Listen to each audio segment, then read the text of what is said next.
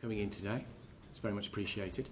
And this is our first hearing of this Parliament as a Select Committee. The first question I have for you today is, you've probably seen the media reports as to the BBC's plans for resilience in the face of COVID-19. I just wonder whether you could sort of outline for the committee your precise plans should one of your major sort of broadcast hubs become substantially impacted by COVID-19. We're dividing our response into two. One is what we do in broadcast terms, and the other one is what we do to make sure that we can carry on delivering the services that people would need when things get worse. In terms of our broadcast response, our aim has been to deliver as much public information, as much useful public information as we can. If you listened to today's programme this morning, you'd have heard us answering listeners' questions. That's a theme that's going to run right over today. We've set up a coronavirus podcast for people to come back and to listen to the best information we can have at the time. We've done a special on BBC One last week. We did a Radio 4 special, I think, on Monday, and we'll keep up that sort of broadcasting over this period. Already, we've had about 2 days ago, we had 52 million unique users online coming to the BBC for information about coronavirus. If you look at our website, quite apart from the top news stories, we've also got a very big slab on what to do, the best information we can have, how to wash hands, etc., etc., etc. But a lot on public information. And it's one of those occasions, rather like the floods, where you see people coming to the BBC and to our news services for the best information we can get. So, number one, it really is keeping that information there to seek as many answers as we can to keep the public informed. So that's one part of it. We're spending a lot of time, Chairman, within the organisation talking about how we can best do that and other things we can learn and do better and so on. The second is our resilience. I'm chairing a group. Bob Shannon, the Managing Director, is chairing a daily group. We're putting out information to the staff.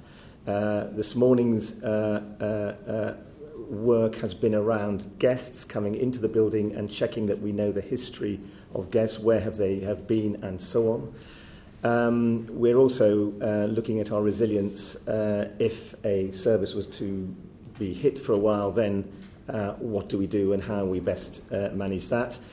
We're having another session chaired by me this afternoon whenever we've had the latest from Cobra. But in the end, we have to make sure that at the core, our news services keep transmitting on television and on radio, and we are making sure that we've got every eventuality in that covered. Yeah, but is there any way in which the public will notice anything changes, anything different in terms of these resilient plans, but in terms of their sort of experience with broadcast? Well, you have to, and we are doing, gaming out. What happens if X% of the staff, or what happens if there was a case, in one of our stations or newsrooms? What would we do, and how would we cope with that? And those are things that we're looking at right across the Could there be paring back of services then? There could be. I hope there won't be, but you could imagine a local station or some other part of our network of news operations being out of action for a period. We're working through how we cope with that, because I go back, and it's obviously prompting your concerns are that we can keep broadcasting the information which the public need to have. So what you're suggesting there effectively is sort of you'll have a core news network that you're focusing on, but potentially other parts of the news network could go dark? Well, what we are at the moment, we are intent on keeping absolutely everything open, all our networks going, because we know that both globally, nationally and locally, people turn to us at the time, as they did during the floods, they turn to us for information.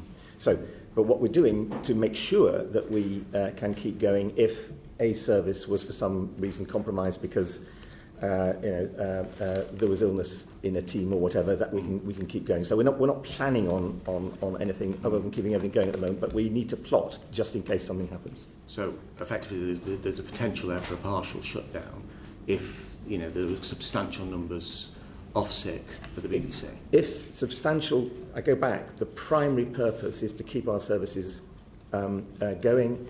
If we were hit to a very high degree by sickness, then our priority is to make sure that we have a service that people can turn to and that service keeps going. Okay, thank you. The Secretary of State, Oliver Dowden, has stated that the BBC lacks, and I quote, genuine diversity of thought and experience. Do you agree, Mr. Dowden, yes or no? Yes or no?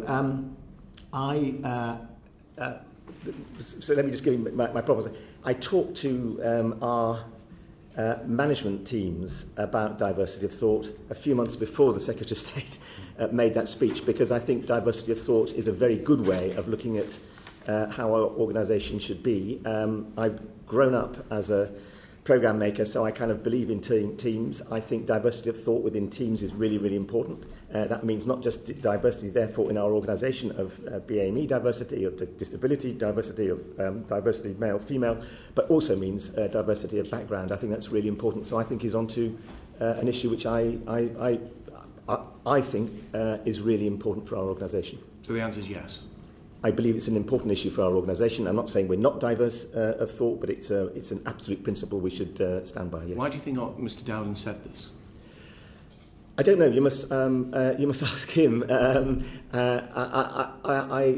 I suspect that. Well, let me tell you what I believe, which is because I can't answer for him quite clearly.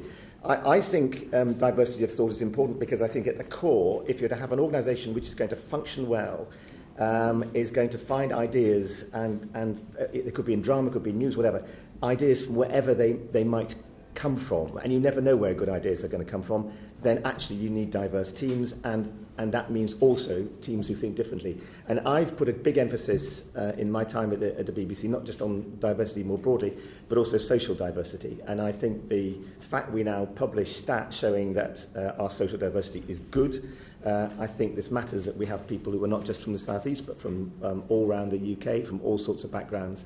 And that, I think, makes for better programmes and makes for better ideas. The fact that we have gone to our apprentice level from about 0 when I arrived now to roughly over 2% of our workforce, and a lot of those are very diverse in all senses, people, is a good thing for the organisation.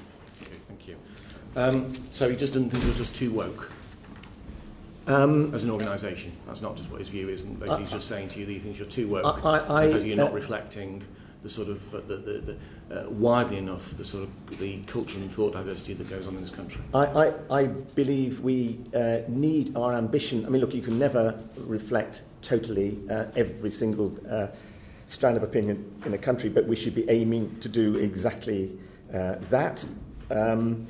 My belief is that the makeup of the BBC should reflect the different strands of opinion, demographics, makeup of the population of the UK, and that's what I've been aiming for. Will you reject any charge that you're too woke, and basically this is what he's sort of suggesting? I believe that we should be diverse in all its in all that it means. That means social diversity as well as diversity by where you come from, as well as diversity in BAME, etc. And I don't know whether that's woke or not, to be honest with you. But that's what I think a good organisation should be. And I go back. That's how you get better ideas for programmes, for your news programmes and so on, by reflecting the diversity of the UK. And I think that's exciting. And I think equality of expression and people's ability to say what they want to say is also important. In your resignation email, you stated that you believe the BBC is a better place than when you took charge. Now, it may have been the case, say, 18 months ago, but that statement now appears to me to be palpably untrue. You're in a fight to, effectively, to the death with certain elements within Number 10, and you're sacking journalists, and you're facing a huge public relations iceberg in June over the over 75s licence fees, as is the government. That deal was your responsibility. Do you feel any regret in any way, any personal responsibility to the state of the BBC right now, that it isn't in a better place, as you put it to your staff? Oh, I take responsibility for the state of the BBC. Of course I do. I'm the Chief Executive, Director General. I've got to do that. But what was in my mind when I wrote that is, I think creatively, the organisation is on fire. I think we are producing dramas, natural history programmes which are actually changing the world, science programmes, comedy programmes, both on radio and television. We are winning awards all around the world. I mean, I think creatively we are doing a fantastic job. If you look at our news services, we are the most trusted news provider in the UK. Globally, we are now used each week by around 430 million people, which is bigger than Twitter, bigger than Netflix. We've set up BBC Studios, which is winning awards for its programmes. That's a radical change in the way the BBC does business. So we are doing programmes for all sorts of different outlets. That's a big change. iPlayer now running at a year as opposed to a month. The figures for iPlayer are going up. We've set up sounds for radio. We're doing partnerships, local democracy reporter scheme, Make It Digital, which is getting kids out there coding out of London. Birmingham, when I arrived, was half full. It's now full. We've got a new building in Wales. We've got a BBC Scotland channel. Just There's a correct you huge there, number of things. It's half full with the HR department, and the average person in West Midlands gets £12.50 in return for their licence fee. Yeah, but that was a building which was, as I say, was half empty, and it's now buzzing. And of course, it's got the Archers, and as you know, a really good production centre, producing some good daytime dramas. But we've also, and also I would say, we've got an 11-year charter with a licence fee at its heart, and that from that period, I think, is a huge achievement. And although we are in the news a lot for the cultural changes that we've been bringing about over the last wee while, we've also brought about the biggest transformation in the way we run ourselves in HR terms for a generation. I mean, the last person to do changes that order was probably Lord Burt when he was Director General. That is enormous. That's produced tensions, but that is an enormous change. But with, obviously, the over 75s in June, has there been any meaningful discussion with the government in recent months in terms of coming to an arrangement, some sort of deal that basically means that we avoid this situation? No, there haven't been any conversations, though we've had meaningful conversations with the government about the role of the BBC. Okay. Is there any particular reason that there isn't this meaningful? Because we've got this coming up, so I'd have hoped that there would be a mutual discussion going on right now in order to try to avoid this. Right. I mean, since we announced our decision, I think it was last June, we've had 3 Secretaries of State, and we've spoken to each of them exactly where the BBC is, and they've listened carefully and said, we understand where you are. There's not much more we can do. We've explained very clearly why we reached the decision we did, and each Secretary of State has appeared to accept that. And are there any particular steps that you're willing to take in order to come to an arrangement with the BBC? Well, I think, let's be clear, we have to balance the interests of those over 75 with the interests of all our audiences. And as we said very clearly in June, and you summoned us here in July, we think the decision we've reached is fair. It's fair to those who are over 75, since we intend to help those who are least able to help themselves. The most financially disadvantaged, they're also the people who are least able to change their financial position. And they are probably, and this is relevant to today, they are probably the people who are most isolated. We know that 80% of those who collect pension credit are single claimants, and the majority of them live on their own. So we have made a decision which we think is fair to those who are most financially disadvantaged. But we also have responsibilities to all our audiences for whom and with whom there was absolutely no appetite for the level of cuts we would have had to make had we rolled out the concession to everybody. That's the decision we reached. And we've explained this to 3 Secretaries of State, and that's where the matter rests. Just turning to decriminalisation, we will return to over 75s later, I'm sure. As a constituency MP, one thing I get contacted about is a lot about enforcement and letters deemed to be threatening that come from Capita on your behalf. I'm going to ask the clerk now to pass you an example that I placed today of one of these letters. I placed several other examples in the House of Commons library, which will be there to be viewed for the next week.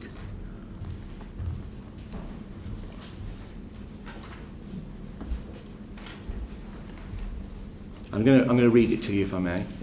It goes, Dear Legal Occupier, a INO 10004 code has been issued against your address. We use it to target unlicensed homes like yours that require a visit from TV licence enforcement officers. This letter is a formal notification that your details have now been passed to our Sheffield enforcement team, and you can be visited at any time, day or evening, weekdays or weekends. It is a criminal offence to watch, direct or record live TV programmes or any channel or device, or download or watch BBC programmes on iPlayer without being covered by a TV licence. In block, you could face prosecution and financial penalties if enforcement find evidence of illegal TV viewing. You then outline the fines, and then you say basically to stop this visit, buy a TV licence, move an existing licence, or tell us you don't need one. To stop this enforcement, you need to visit this enforcement visit your home and change your status. You need to act now. Now, I'm just wondering, because these are letters that people get often even when they have actually declared that they don't need a licence. And is this in any way an appropriate way, do you believe, for the BBC to communicate with your employer and my employer, the general public? So we send out 25 million licences a year. We have complaints in about 0.05%, or roughly about 10,000 complaints. And actually, you and your colleagues often write to me about the complaints you've been dealing with, and actually that's very useful because it means I can follow up. We have gradations of response to licence fee payers who don't pay. I can't tell you exactly where this is on that, but is the letter? Do you think the letter is acceptable? I can just Sorry, assist if I may. So that type of letter would come very much at the end of the process. Yes, that's the point. The number of letters that we send out, the first one is just a reminder, it's time to pay your TV licence. And what we're trying to do, and what behavioural research and, if you like, nudge economics teaches you, that a number of letters sometimes are needed, but this would be coming towards the end of the process. The tone and approach that we use is regularly reviewed. David Perry, who no doubt we'll come on to in a minute, who did a very detailed review into the issue of decriminalisation, asked us to look again at the tone of our communication. An NAO review in 2016 said that in terms of our approach and our tone, it was rational and reasonable. And that's because in any system where you're trying to enforce a payment, you have to actually, in effect, let people know very clearly what the consequences are and then what they can do to avoid that action being necessary. Is there any sort of scope in terms of what you believe is the sort of reputational damage that comes from letters such as that? And will you be reviewing Capita's modus operandi ahead of June when these letters could be going to the over 75s? And that's a real concern that I have, and I know a number of colleagues have.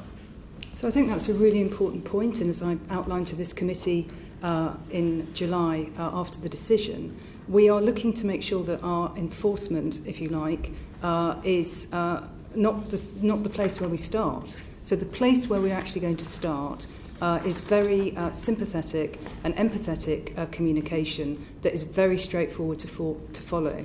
Now, we're very aware that to, if you like, onboard over 4 million people is going to take time. So the first letter that we sent out fairly recently is to inform people how to claim a free television licence using pension credit. And we sent that letter to all MPs and those in the devolved administrations in case your constituents had questions. There's a detailed leaflet which explains how people could claim pension credit from DWP if they haven't done so. And we're testing all of those materials, which I think is really important, with over 75s themselves, to make sure that they're clear to read and they can understand them, as well as working with a range of organisations like Alzheimer's UK, Citizens Advice, to make sure that this is very simple to understand and that transition is managed very clearly. I think it's highly unlikely that over 75s will be receiving any correspondence like that, because I think that what we're trying to do... Even at the end of the process, you put it. Well, they've had a series of letters. Will they be getting those letters? I think in the first instance, we're going to have to take the first year to help people support them to pay. That is our whole strategy here. I think it's highly unlikely that people would receive a letter like that, because we're not expecting people to get to that point in the process, because we're putting every step in place to help support people to pay. Ultimately, the TVL and the way that we run that is to support people to pay. Enforcement is very much a last step, and this is very much a last step. Now, what tends to happen here is that some people then will actually phone that line, seek assistance, and pay for their licence. Okay, and just one final point before I open up this discussion. Capita, you've mentioned home visits, I think, in the past, in terms of being for the over 75s to help them along this process. Are Capita going to be in charge of that?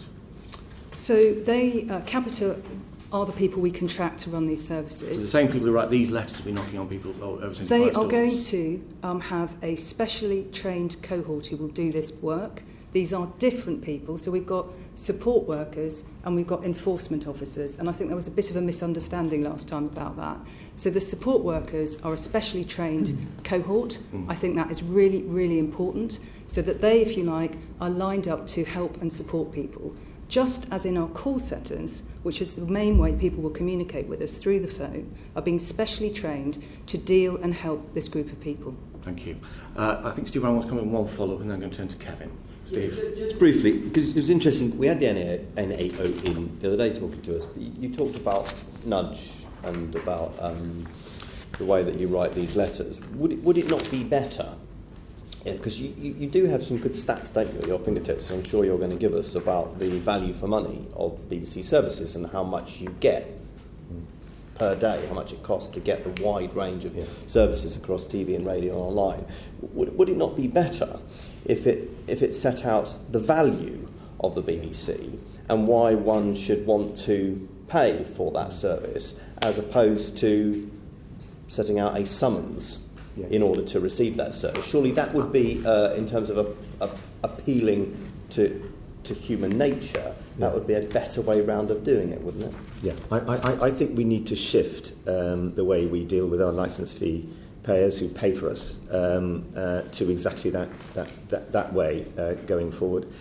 I think the issue there is what we can actually do formally with this method of communicating with our audiences, and I think we need to find ways of telling people much more clearly what they get back, and as any company would to its payers in its audiences. One of the things which I think we need to develop over the next 4 and 5 years, and we've begun that already, is the way of communicating directly with our audiences about all the things that we do. We've already got over 40 million people who were signed on to iPlayer, Sounds, and so on. Roughly 6.5 million of those have said they'll take communication from us directly. We've brought in somebody with the title of Chief Customer Officer, and she's an excellent person who is thinking through exactly how we can build that 6.5 million so we can talk directly to people about the value they get back from the licence fee payers. We're also then asked by the government by the end of this year to look at how we can run the licence fee and payment of that alongside signing on to iPlayer, Sounds, and so on.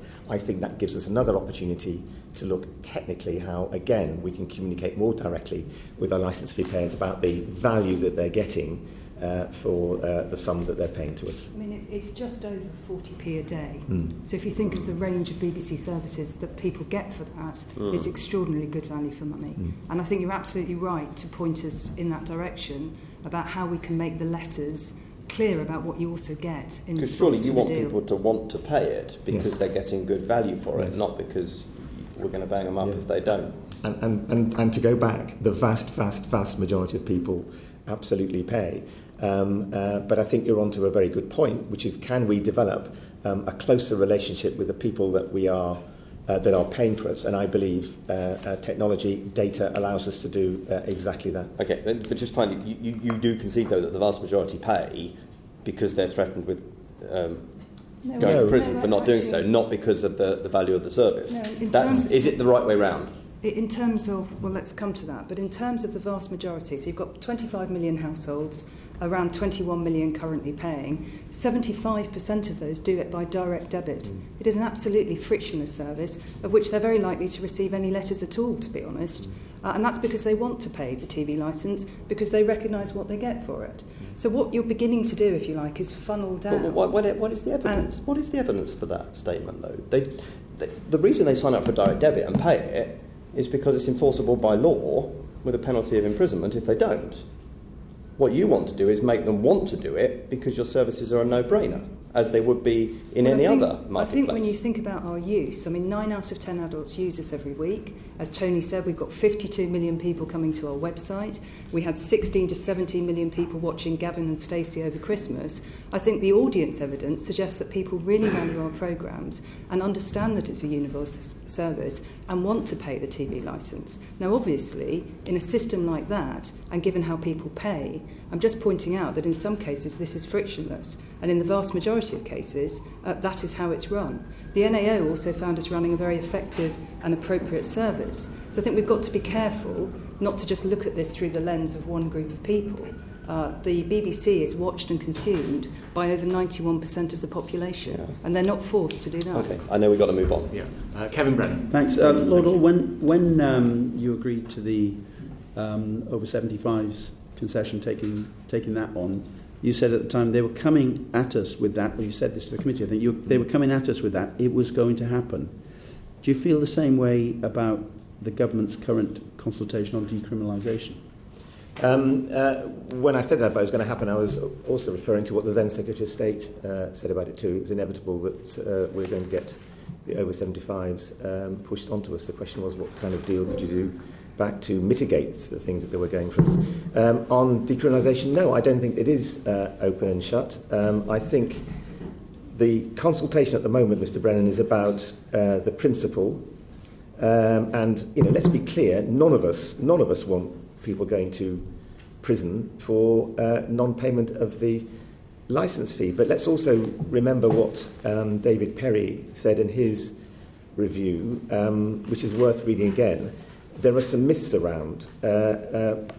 One myth is that people go to jail, to prison, for non-payment of the licence fee. They don't. They go because there's a combination of things they have done which are in contempt of the magistrate's court.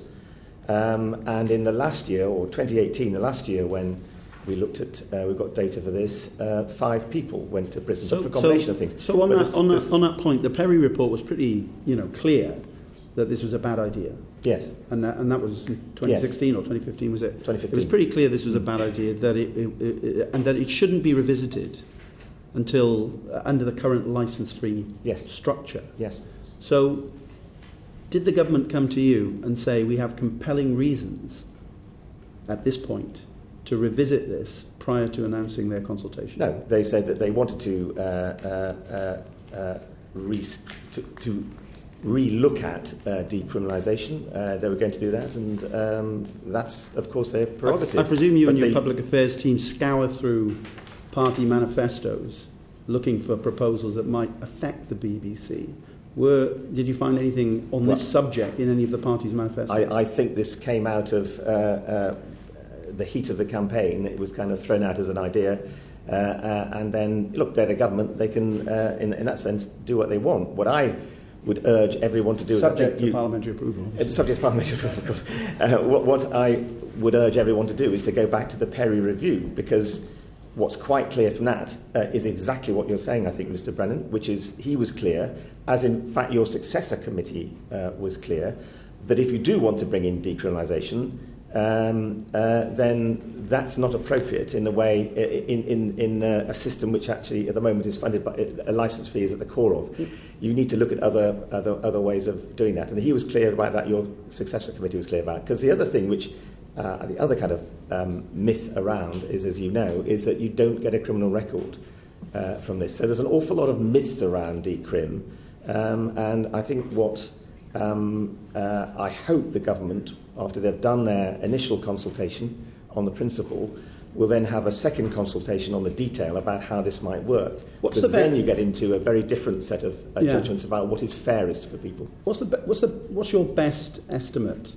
Because the NEO said to us on Monday in our private session they didn't really know this. What's your best estimate of the likely impact of decriminalisation at this point on the BBC finances? The Perry review, David Perry review, came up with a figure of 200 million overall, of which, if I recall, about 40 million was in setting up a system to make sure that the non-criminal system worked. We're working now on what the similar sum would be today.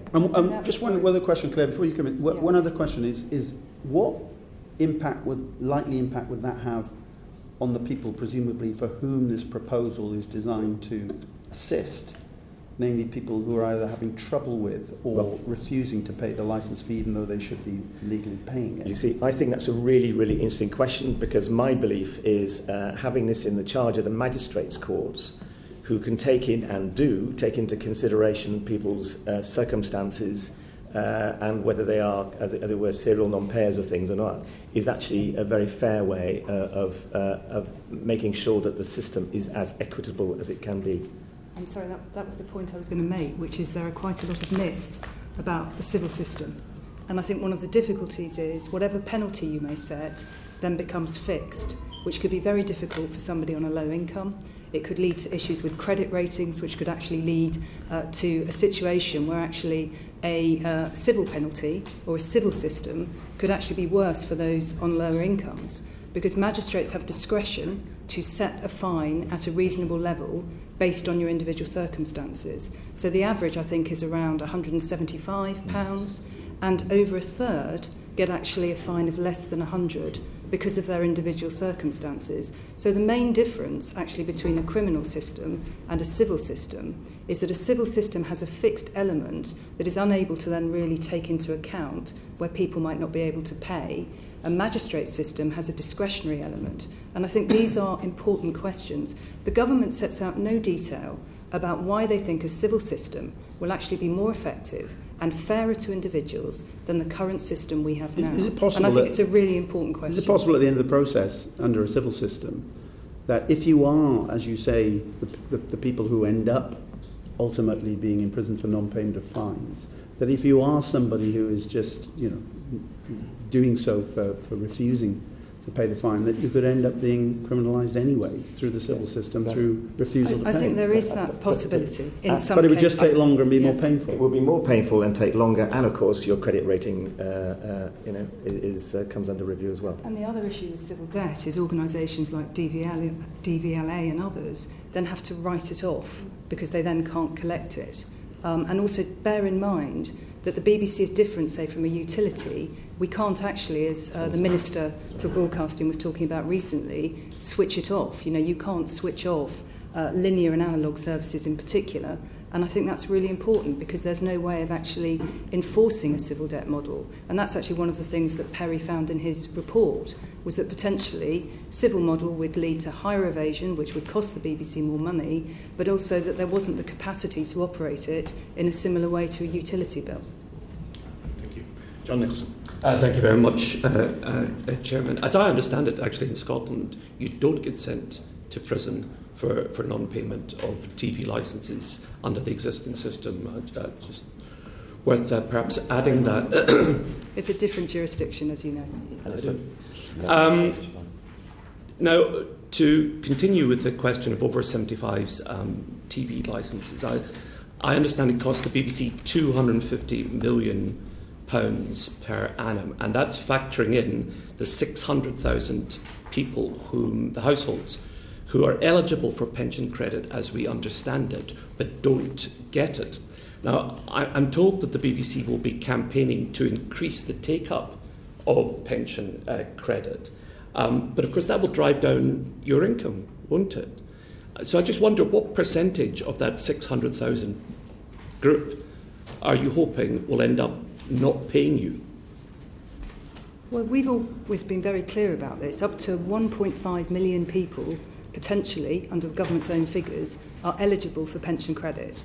We're expecting around 900,000 people who already claim it will obviously then come and claim a TV licence as they claim other free benefits that they get from the system. I think we talked last time about the fact that we thought this would raise the visibility of pension credit. And when Age UK and others say this is the most important way of alleviating pensioner poverty, I think that everybody thinks that raising the visibility of pension credit is a good idea. So the more successful your campaign, the less money you get. We've recognised that in the 250 million figure. There is a mixture there of the current position, the implementation costs, and potentially some uptake in pension credit. Unfortunately, DWP figures have a lag, so we won't know for some time whether pension credit take-up has actually gone up. So you're campaigning to get poorer? Well, we're not campaigning, but we're saying that the fairest decision was to help people on pension credit a mechanic defined by the government to help those pensioners who are in that situation. This illustrates how daft the system you signed up for is, doesn't it, really? With respect, I think it's really important to support the poorest pensioners in a situation where, as the chairman said, we were not in a position that would have been fair to all licensed I agree, beds. but it's a social provision. It's nothing to do with the BBC. You should never have agreed to it. If old people can't or won't pay, are you really prepared, Lord Hall, to take 80 and 90-year-olds to court?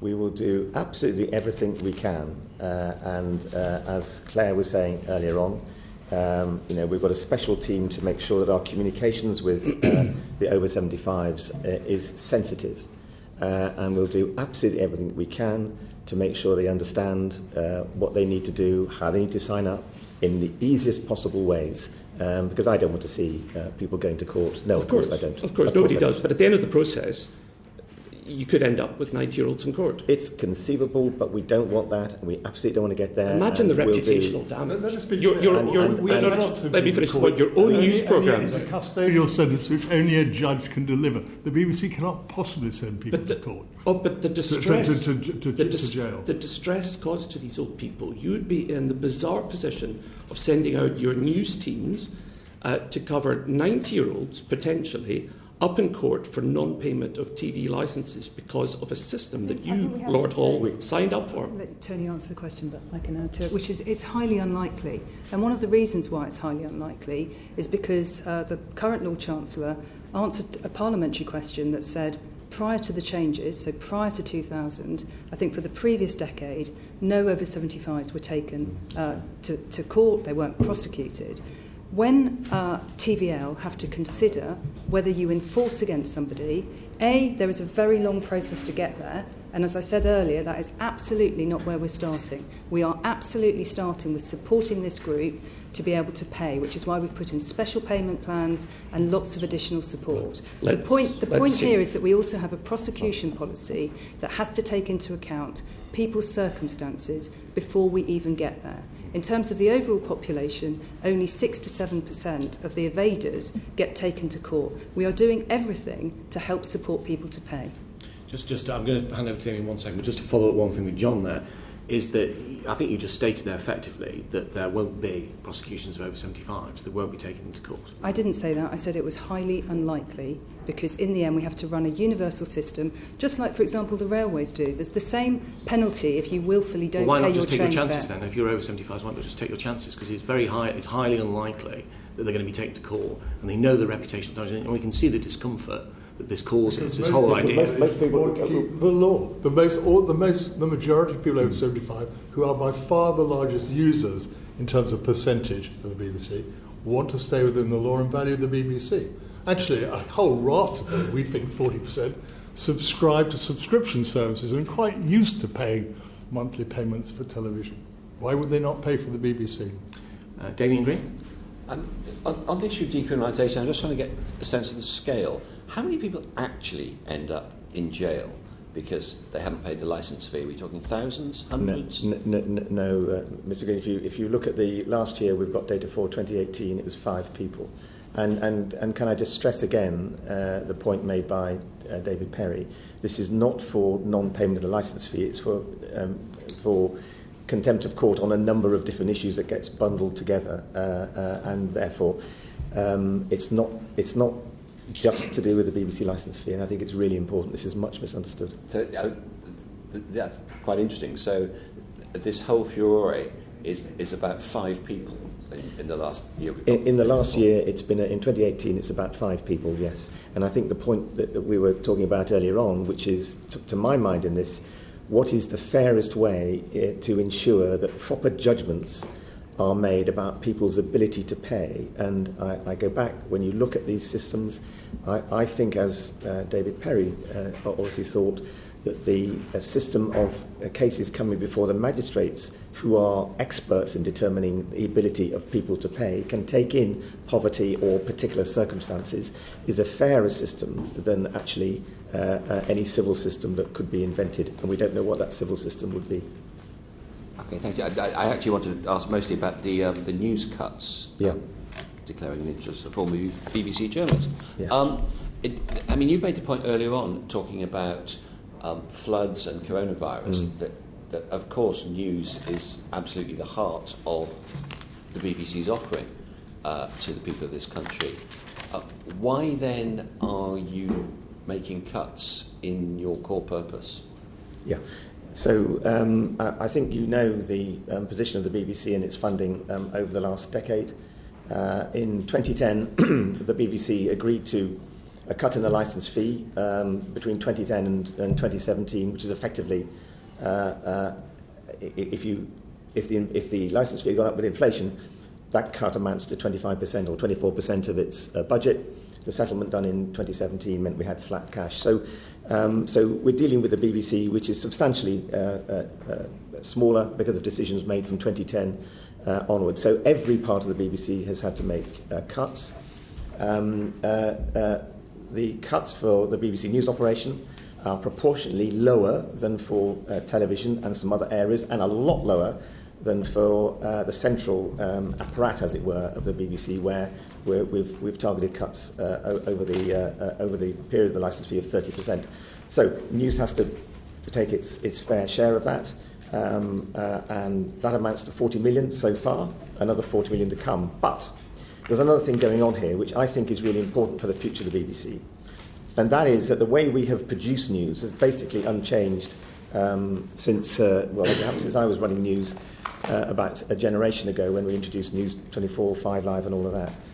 What the news team are now saying under Fran Answorth is we want to get news which is pointed to where our audiences are, which is much more online, much more through apps, and to get better value and more concentration of news in that area, which is obviously growing. And they've got plans to do that by a new way of developing story teams around big stories that matter, of giving more focus to the stories that matter, and making sure that things that at the moment might appear on one programme everyone can get hold of. And I think this is a different way of doing news. As it happens, a couple of other organisations are doing something rather similar elsewhere. But I think this answers the question about how we preserve our news operation for the future, and we direct our resources where we want them to be for the future.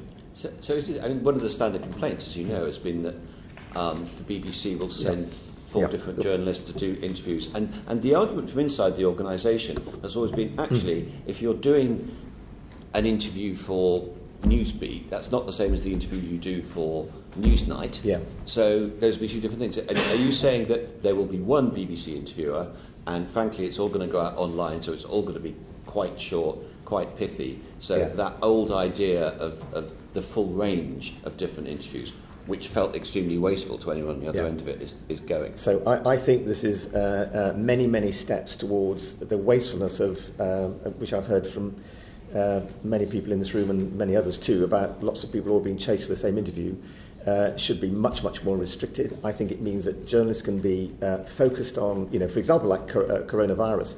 Frankly, if you're doing an interview with somebody, that ought to get on the air as quick as you can, online, as well as not waiting for the 10 o'clock news or anything like that. So I think it gives kind of real focus. I think this is going to be more efficient. It needs working through, but I think it will lead to a higher quality of specialist journalism appearing online. Now, we need to have a balance, because a programme like Newsnight, in a 24-hour news cycle, you also need to have those moments when you stand back and you say, let's try to make sense of this. So the discussions that are going on are, how much do you concentrate on, as it were, online, everything going into that, those big stories and the way they develop, and how much do you still allow programmes like Today, for example, or at PM, which at the moment I think with Evan Davis is in excellent form, really asking intelligent questions about things.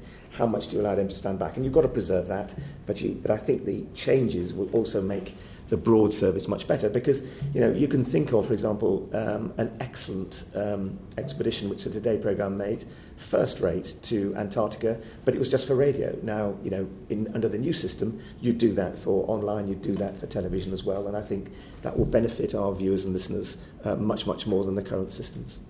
And is our talks on to end what's now become a semi-boycott of the Today programme?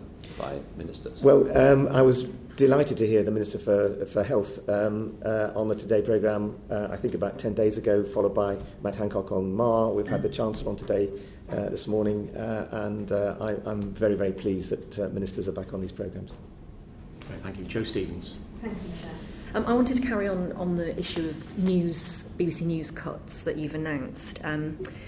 When you took the decision to stop the Victoria Derbyshire programme, the BBC News said, and I quote, "Over the last 5 years, the programme has delivered award-winning, distinctive journalism, exploring topics that the BBC has not traditionally covered. The programme has championed important stories and fresh reporting talent. This is exactly the type of journalism we need to continue, reaching audiences who are often underserved by the BBC."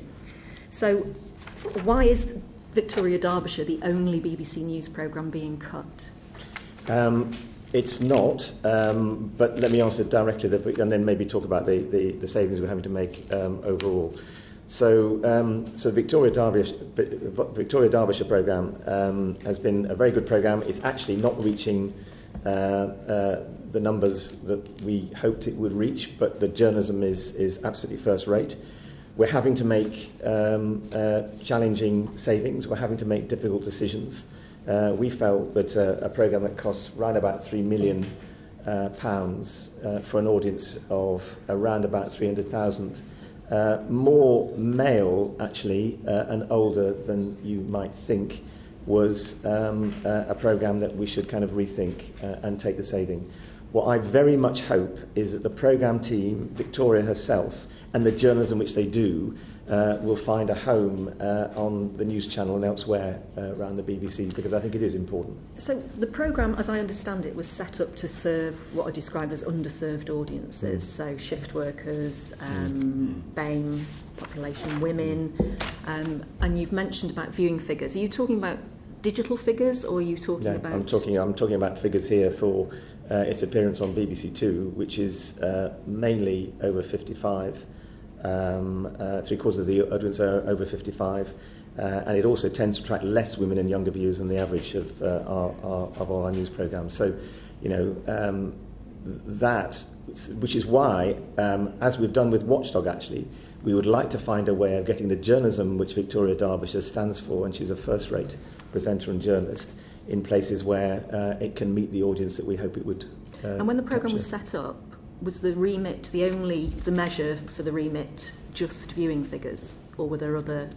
No, it was measures that you were going set to look up at? by James Harding when he was director as a programme which should look at issues that other programmes don't look at. But can I just say, you can't keep programmes going on forever. We are in a tighter financial environment, and we need to make these hard decisions. I mean, I'm just thinking about some of the stories that have broken on Victoria Derbyshire, and from a political perspective, things that have actually changed public policy and changed the law. So things like the vaginal mesh issue, the tax credit problem with concentrics and HMRC, sexual abuse in football. There are lots of issues. That gambling, we've had a change of law on gambling, which I think the Victoria Derbyshire programme and the story that it broke around that has played a huge part in that. So I'm just surprised that the BBC has decided to stop the programme. And if you're saying that it's not serving the audiences that it should serve,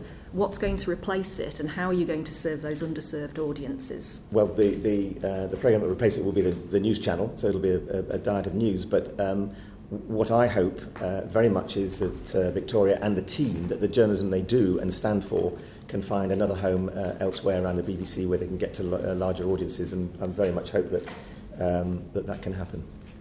So are there going to be any job losses arising from the programme stopping? So the total number of job losses that there'll be in news across the piece will be 450. We've announced that. We're talking to the unions about that. But what about that programme specifically? No, this is the over. I mean, it's in that. Yeah, but that's the question I'm asking. I can't give you the precise figure for Victoria Derbyshire, because we look at it across the piece for the reason I'll point out if it's helpful, which is that we're looking for voluntary redundancies right across the news operation for the savings that we have to make, also because we think that the new system of running news we can do on fewer people. Okay.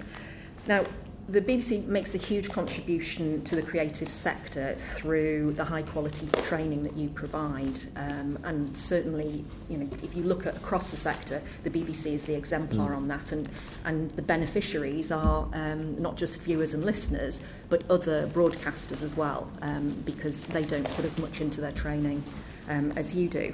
So, looking at cuts and the financial pressures that you're under in the future, how do you think that the skills base that you have and what you'll produce in the future will be affected by those cuts? I think that, so at the top level, I agree with you that the training the BBC provides is really important. The fact that we have so many alumni from the BBC out in other broadcasting organisations, or indeed in other places in society, I think is a really, really good thing.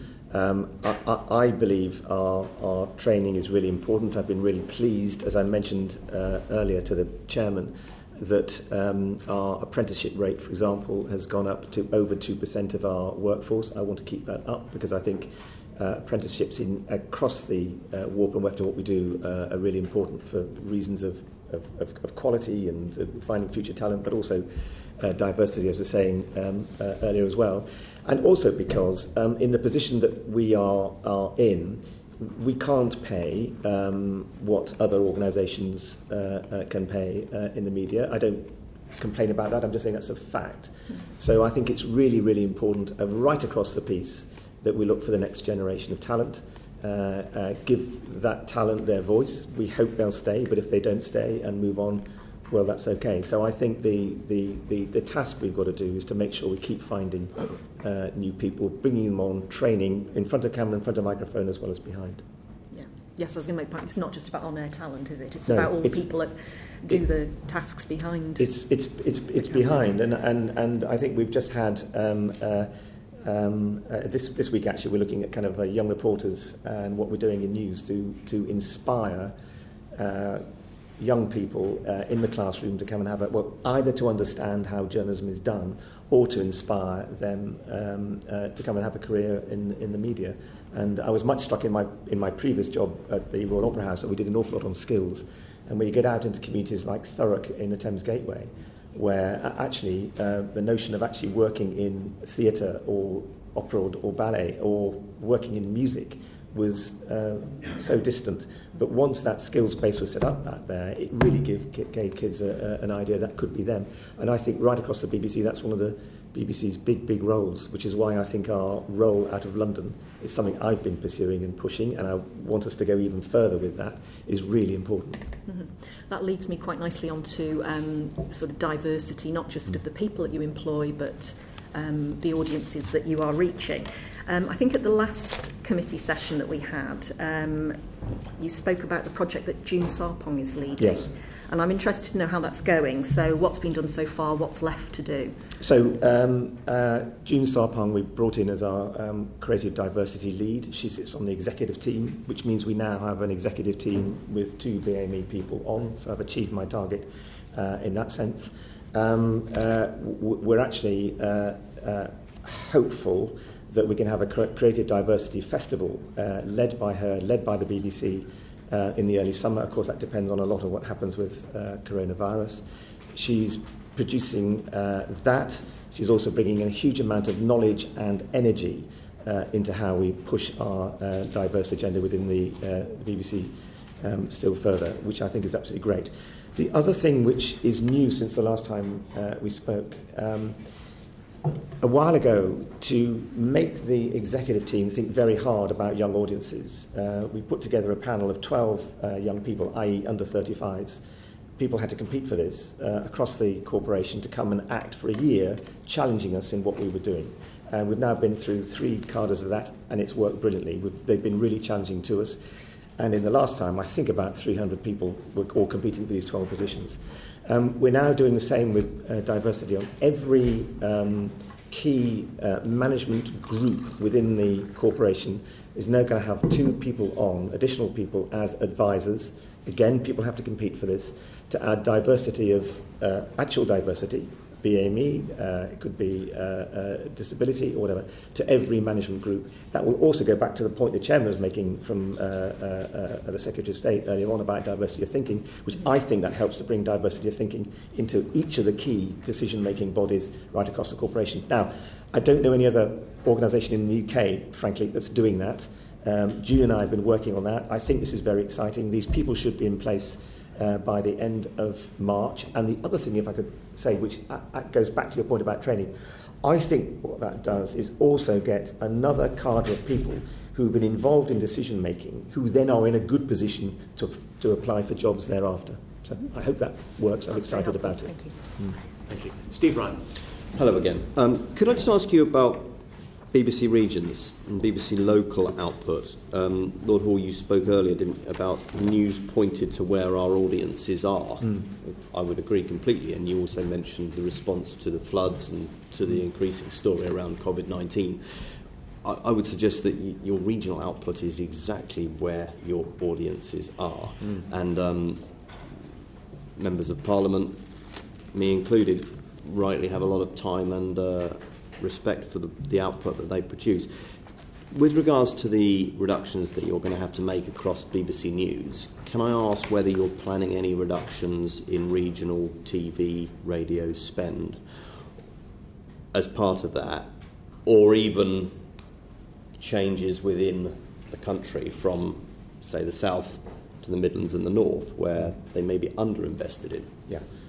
So we are planning changes. We have to, because of the... I won't bore you with the discussions about our finances, but in that context... No, please do bore me with it. That's my job. We have to make savings right across the piece, is my point, but I won't go over the reasons. I think you know it. Number one, so there will be changes. Number one, our 6:30, actually our 6 o'clock and 6:30 news hour is doing extraordinarily well. The regional programmes are doing extraordinarily well. They are day after day. When I look at the overnights, although we shouldn't concentrate completely on overnights, but they're the most watched programme on TV. So it's really, really kind of working. Audiences, so the 6:30 slot is the most watched on TV. Yeah, that band between 6 o'clock and 6:30, it moves around a bit, but actually is a high point for news watching. It's equally split male, female. Half the viewers almost are C2DE. So it's a really important part of what we do. I think you mentioned the floods. Local radio, I've been around almost every local radio station. I think local radio is increasingly important for what we do, but the audiences are going down, so there is a challenge. But if you look, for example, at Hereford and Worcester, one reporter there was broadcasting as her own flat was flooded, but she was broadcasting for 16 hours. I was in Sheffield talking to the teams there that cover the Don Valley floods, and again what people say locally is you're there at the beginning before anybody else, and you're there with the story at the end. So what we're doing in local really matters. We are looking at how or whether within the financial envelope we've got we should be changing the balance of local radio less from the south and trying to move more resources to the north and Midlands, and that's something which I hope we can say more about later on in the spring or summer. Could you just develop for me a bit further when you say there will be changes other than that, which I'd alluded to in my question about the move from south to north? So, if your news is pointed to where audiences are, obviously the greater the region that you are serving, the harder it is to point it at the audience. So, I represent Winchester. Do people in Winchester care awfully that much about the news in Brighton, which is completely the other end of the region? No, it's not as important to them as what's happening in Southampton and in the immediate part of South Hampshire. So the bigger the region gets, the less you're pointing that news at the audience that matter. So is that possible? That's exactly the challenge we're looking at, which is are there places that at the moment do not have a voice where we could give them a voice, and those areas are not just determined by transmission masts. Often they're determined by geography, by society. And can we do something in areas that one would spring to mind? WM. What are we doing in Wolverhampton and the Black Country? Is there a way that we can do more there? And those are the kind of issues that we're looking at. And it matters, as I'm taking instinctively from what you're saying, because we know what's happened to the local press. Some areas, like my own home place of Merseyside, it's kind of thriving, but many areas it's not. And local radio, commercial local radio, was given the option by Ofcom not to be local anymore. So what we therefore do is really important. So we're looking at ways that we can move some of the pieces to more reflect what we think the important geographies are and communities are, especially those without a voice and those more in the Midlands and the North. I think there's one other thing I just wanted to flag up if I could, which is the local democracy reporter scheme, which I think is another way in which we are, I mean, I think members of the committee will know, we have 150 journalists working for newspapers. It's kind of run and paid for by us. And they are really covering stories that have been uncovered in the past. It's really working. The board has approved my proposal to set this up as a foundation so we can go out there and look to raise money to do even more of this, and I'd very much like to, because I think that's another answer to the problem of under-reporting of communities. Yeah, so just finally then, so I hear you, but what I'm hearing you saying is for some parts of regional broadcasting, there is going to be a change for the better, and for some parts, there could be a change for the worse as you move to cover more underrepresented areas. I think we need to look at where our services are working well, and actually it was very interesting hearing you talk about Winchester versus Southampton. I know if I'm in West Dorset, Southampton seems kind of remote. We need to look at can we better focus our services to where people feel they belong. So you have to make savings. I understand that, but you'll be aware that there was a lot of talk around salary top-ups. There was a lot of talk when the NAO report around people being paid above the maximum of their pay band. And I noted in the Times last month an FOI request said that just under 500 BBC employees were paid above the maximum for their pay band. That's about 200 more than the NAO had talked about in May 2019. Now, I don't know whether any of those sit within BBC News, but why are we you as an organisation, we as a taxpayer, paying for people over their pay band when journalists are facing a P45? That seems strange to me. Yeah. And if I was a journalist working, as I used to be, in regional radio, and I was facing the heave-ho, I'd find that pretty difficult to take. Right, let me just go back a stage. We brought about the biggest reform in the way in which we employ people, bringing clarity to from 5,000 job titles for 20,000 people down to 600 groupings, completely restructuring and regrouping the way people are employed, and getting terms and conditions that work right across the BBC. And that's been a huge and, to be honest with you, difficult and bumpy, all those things always are, reform. Now, in that, we've brought about tighter bands, so people know where they are in those bands, and there's transparency around that. But there are some people historically who are doing that job but are outside that band. So what we've done is to freeze them and say, you ain't going to get any pay increase at all until the band reaches you. And at that point, you're back in play again. Now, so it's a historical lag. It's a historical that lag. 500 is counted for. That's right. Now, whether it's 500 or what, I'll come back to you if I might, and define that figure carefully and in news. But that's what's going on. So it's a freezing to get to the system that we want to make sure, because it was there were so many different systems across the BBC before this. You couldn't work out quite where you were. There were different allowances, different methods of paying people, and what we brought about is a unified system where you can compare where you should be in the pay scale with others doing the same job, which is, of course, has led to people then questioning where they sit in those scales. Yeah. Thank you very much. Thank you, Steve. We're 70 minutes into the session now. We're going to take a very short 2-minute pre-arranged comfort break, but the session is suspended effectively for those 2 minutes. If you don't wish to avail yourself of the facilities, please do remain in the room. Thank you. Okay.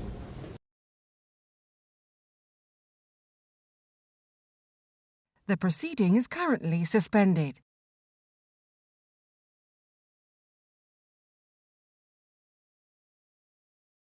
The proceeding is currently suspended.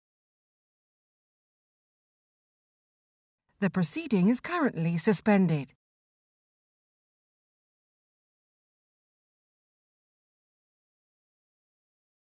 The proceeding is currently suspended.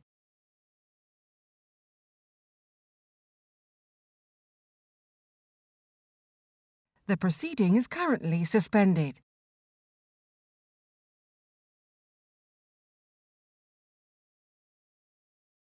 The proceeding. First actually is to Giles Watling, and then go to Clive for short questions. And in the break, it was made known to me that I should declare an interest in as much that I'm still in receipt of BBC residuals every now and then. So, and I think we had a discussion around the table about that very few of us haven't at one time or another worked for the BBC.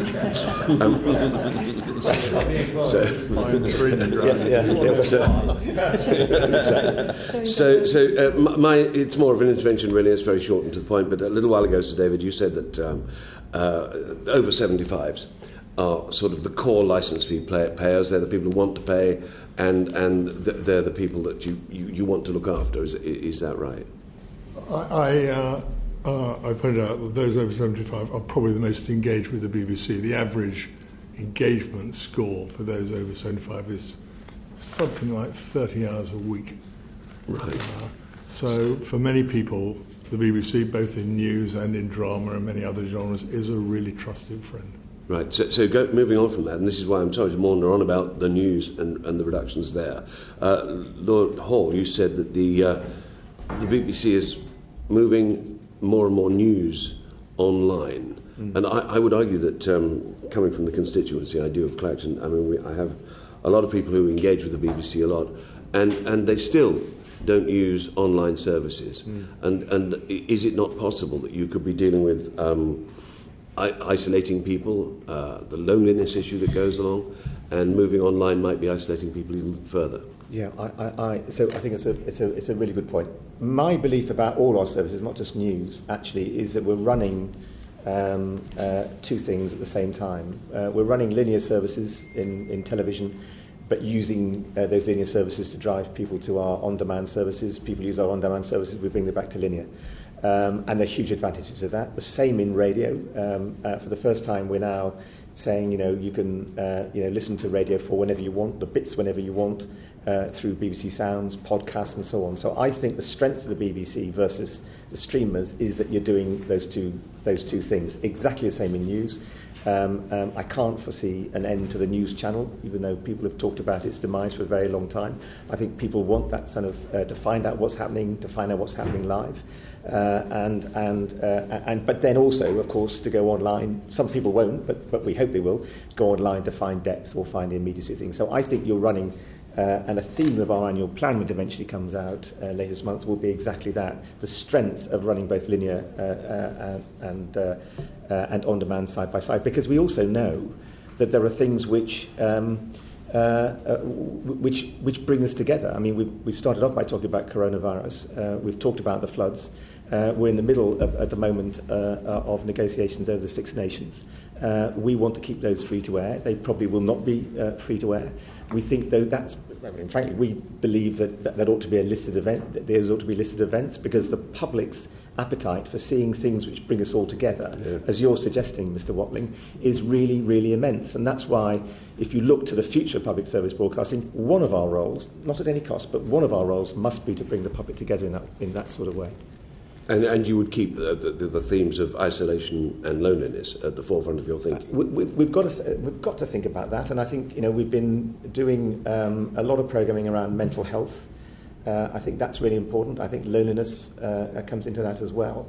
But I think taking some of these themes, as we have been doing the environment, across our linear output, running it through onto on-demand where you can find out more, is a strength that we've got that I want to build on. But I go back. There's been too much doomsday stuff about, in an era of streamers, what role for public service broadcasting. And by the way, not just the BBC, but ITV and Channel 4. I think quite the contrary. Streamers do certain things extremely well. I mean, let me be clear, I'm a fan of Netflix. I think Reed Hastings has done an amazing job. But that doesn't mean there isn't a role for public service broadcasters to bring us all together, to add content that is uniquely British and bring those to British audiences. And I think that's why the creative economy is so strong, and I hope in the next decade will continue to grow at a pace it is growing now, with the BBC at its core. Thank you. Just if I may, Chair, just one final thing you just mentioned, streamers. Is it not true that when you turn on Netflix or something, you're quite often watching BBC content in any case? You watch, there's a strange noise anyway, you are watching some of our content where we solve it on. My view is that will decrease over the next couple of years as our content on BBC iPlayer, now, Ofcom have agreed, up to a year, that content will sit better on iPlayer. And after that year, because of the deal we've done with ITV, which I'm really pleased about, will then go on to BritBox. So there's a new way of seeing via video on demand with the public service broadcasters coming together to deliver a good service. I think BritBox is exactly that. Thank you. Clive Efford. Yeah, the Chair gave you a letter that you send out very late on in the process of enforcing payment of the licence fee. And when you go through that process, when somebody's not paid, do you do a profile of who's not paying? I mean, is it do you get a picture of who it is that either can't or won't pay the licence fee? Have you got someone in mind? Is there a particular section of our communities that are more prevalent? Well, this was something that David Perry also looked into in his very detailed review, and in effect the way that TVL approach it, which as we've discussed earlier is over quite a long period of time, ends up in a position where you are an unlicensed household, and so that could be a variety of different people. I think one of the changes that we're just about to roll out is something called a simple payment plan, to make sure that we really try and help people in situations perhaps where they find themselves with difficulty to pay. They may be people who are already talking to debt organisations, so we've been working with around 350 of them. And so we're very careful, if you like, to go to unlicensed premises where over quite a long period of time they have not responded to any of our letters that the Chairman has mentioned earlier. And TVL do a number of visits, and again their primary first purpose is in many cases to try and help somebody pay or take payment so that no further action will be taken. I got all that, but what I was really after is do you see what's behind not paying? I mean, is it someone are there people who are willful, got a four-wheel drive vehicle on their front drive? Is it Mondeo man, or is it somebody who hasn't even got a car? Because they can't afford it. I mean, who is it that's not that is prevalent in people who are not paying? I can't give you the kind of breakdown of who's not paying. So you don't look at what the reasons behind people are, who what's driving it. Let's go back to the question about how do you deal with this problem and encourage people to prioritise paying the bill. If you understand what's driving it, you've got more chance of doing that. Which is why I think the magistrates' court system, to go back to something I was saying. No, I'm not talking about the magistrates' court. I'm talking about the BBC. Does the BBC look at? I mean, if the answer is, look, we're just a broadcaster, we're not a social service, and so therefore we don't care. We just want people to pay that bill. Then fair enough. But if it's, do you look at it? Do you understand what's driving, the fact that people don't pay their bill? So the reason we brought in a simple payment scheme, which is graded for people who find it very difficult to pay, is exactly because we're trying to respond to the issues of those people who actually find it very hard to pay. And equally, the letter that the Chairman showed us earlier on, comes out of response to make sure that those people who can afford to pay, but maybe are avoiding it, are challenged about that. But, I mean, I get that, but if it's the right response, then you must have some understanding of what's driving people who are not paying. That's what my question is. Yeah, I understand the point you're making, and it may be that we can come back and furnish you with further detail. But the one point I would make is, I think what we're trying to say is, in a kind of world of 25 million households, the majority of which are paying, we have one of the lowest evasion rates. So to come back to an earlier question, many people are paying for the BBC because they want to consume our services. By the time you get to those people who are potentially taken to prosecution, that's around 130,000 people, which is a very small number. Around 8,000 to 9,000 people then withdraw because they pay. And then the magistrates' court then looks at the individual case. Now, what we have been learning from is who ends up in that position. and how could we support them more to pay. And I think that in the cohort, what I'm suggesting is there's not necessarily one type of person, but I'd be very happy to go back and look at that and see if we can furnish the committee with more detail. Okay, I'll leave it there. Yeah, just one other thing I just want to go back on. Your answer earlier on about the Victoria Derbyshire show. There were no target viewing figures set for Victoria Derbyshire, as I understand it, when that programme was set up. It was those underserved viewers. So are you saying that those underserved viewers are not being served well? Is that what you're saying by the Victoria Derbyshire show? Is that your reason for cutting it? Well, the reason we're cutting it is primarily because we're having to do, as I was trying to say earlier on, the least worst cuts because of the budget position that we're in.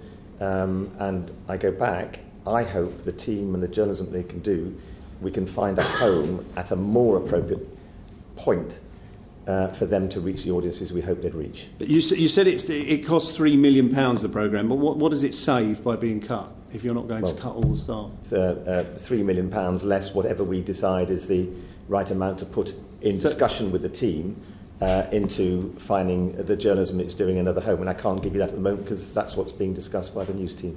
Right. So, final question, just for clarification, you've cut it, but you don't know how much it saves. It will save up to £3 million. We're not sure yet to what extent we can reshape some of the journalism. I mean, we'll save most of that. Let me be clear with you. But we are looking to see whether we can repoint the journalism, some of the team, Victoria, into other parts of the schedule where within other programmes they might be able to do the sort of journalism they're doing. So, we have in mind the net saving we'll make, but I don't want to give you a figure because it might turn out not to be the case. So, sorry, I didn't say that was my final question, but this is my final question. And that is, what is the saving of the Victoria Derbyshire show in the overall? Overall, 3.1 million. Saving within the news. Yeah, 3.1 million. Service. Yeah. And so the overall news service is a proportion of that is... It's 3.1 million in a total saving for the coming period of 40 million. We've already made 40 million pounds worth of savings. We've got another 40 million to go. Okay, I'll come back. Thank you, Clive. Damien Hines. Thank you, Chairman.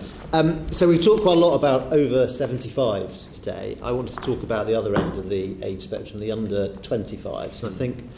So, David, you said that for the over 75s, you got 30 hours of engagement with BBC channels a week.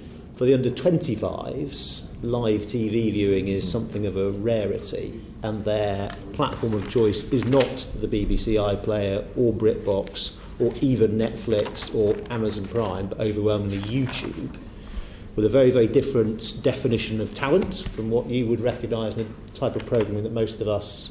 types of programming that we've never even heard of. How do you deal with that? So just me or any of you? Okay, but why don't I kick off and then maybe we can all join in.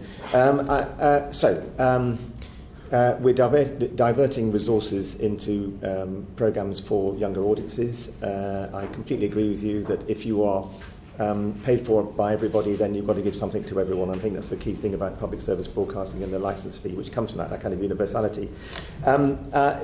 Just to remind you, we are actually the most used media organisation in the UK at 40 million people a day. So though the hours used by young people is lower than the hours used by the plus 35s, we've got to kind of remember that.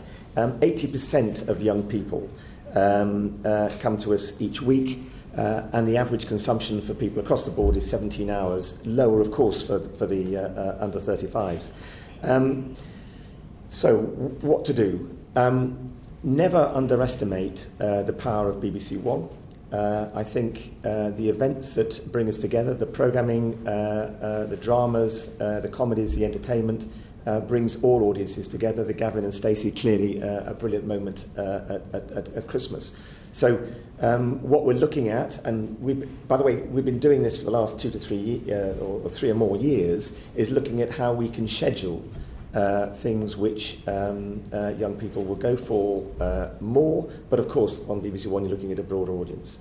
BBC Three is another important route to a young audience market. We took that off as a linear channel 4 or 5 years ago to save money to put into drama, but also because we kind of profoundly believed that BBC Three online would be a better proposition for young people because that's how they're kind of consuming VAD. Actually, people forget what BBC Three was like before we made those changes, because BBC Three at that point was mostly EastEnders and Family Guy, not made by us, very good indeed. EastEnders, of course, wonderful, but it was a lot of catch-up going on. What's happened since then is BBC Three, under a succession of 2 controllers, have actually produced the kind of content that is appealing to young audiences and has also been winning amazing awards. So they've been Channel of the Year twice. You know, their peers recognise what we're doing. What we're looking at, and the board will be looking at this over the coming weeks as they look to our annual plan, is whether we can divert more resources into BBC Three to build the kind of creative content which they're really delivering. Then you look at online more broadly, and of course radio and audio is very important. We recognise that what's happening in audio is exactly what's happened in television, but is slower, i.e. Spotify and others are taking up more and more consumption. That's why our growth of sounds is really important. We're really pleased we got it to 3 million. We wanted to go beyond that, and we want to ensure that when young people particularly come to sounds, they're getting their kind of music and their speech in a form that fits them. So that's the next bit. The other thing which, of course, matters is our investment in children's. We've put more money into children's. CBeebies is doing extremely well. So up to the age of 5, we're kind of there. It gets harder thereafter. We're looking at all sorts of ways that we can amend our output there to keep young people with us. And then, of course, when it comes to exams, they're back with us again because they need us to help them revise and so on. So I think you've got to play all of these things across the piece to ensure that we are getting towards young audiences. The most important thing, though, I think, is mix, and it's what you kind of commission. I wonder if, as a follow-up to this session, if you would provide the committee with some time series data of engagement by age group. Yeah. So specifically time series. So what are the relative... Yeah. So we know there's overall drop-off in linear telly, but what is the relative drop-off for younger groups? That'd be really helpful. On news and young people, both kind of active news consumption and news exposure. So we know there's been this sort of generational, not the first time for this generation, but generational shifts in amounts of news that people take in. Very strikingly, in the last PISA study of 15-year-olds across the world, across the OECD, the proportion of 15-year-olds saying they read newspapers reasonably often was 9 years previously. 2009, I think, had been 62%. 2018 was 25%. Now, obviously, that's about newspapers. That's not your line of work, and PISA doesn't ask about watching telly because it's about reading. But we do know there's also historically a positive correlation between different types of active news consumption. If you read the newspaper, you're also more likely to watch the telly news and so on. What can you do to make sure that younger people, meaning anyone in this context, kind of 25 and below, are exposed to quality news, reliable news more often? Yeah. So I think, first of all, what I outlined that Fran Unsworth, Director of News, is doing in terms of reshaping. I mean, we are going to completely reboot, start again with our BBC News app this year. That's our big investment priority. I mean, we've not actually announced that, but we are going to. And one of the things there is to personalise it. So again, you can make sure... but sorry to interrupt. I do appreciate, so your own channels obviously are your top priority, and that from a commercial perspective, everything else makes sense. But there's no real reason to believe there's a lot of young people queuing up to get a BBC app, so far as I know. Well, relative to... Well, if you look at the Ofcom... If you look at the Ofcom study from last year on children and parents... I mean, the list of social media sites is at the top of news sources. But 70% of young people are using our services in news each week, which is great. I have just seen how we're also using social media to reach younger audiences. I just mentioned something which is not done here, but actually was in Delhi, where Facebook Live was used to report the morning after the Delhi riots. For 28 minutes, over 1 million people watching. So we're kind of using social media likewise to gain audiences too. And then we've got things which maybe it's helpful to talk about, which is the Young Reporter Initiative I was mentioning earlier on, what we're trying to do to counter fake news, what we're also doing in terms of media literacy. And one of the things I feel very strongly about, there's a consortium of us, which includes the Hindu newspaper in India, it includes the Wall Street Journal, it includes Google, it includes Facebook, and it includes Microsoft, who are looking at ways in which we can together do more for media literacy to make people, younger people, both want news, but also to recognise fake news when it's put before them.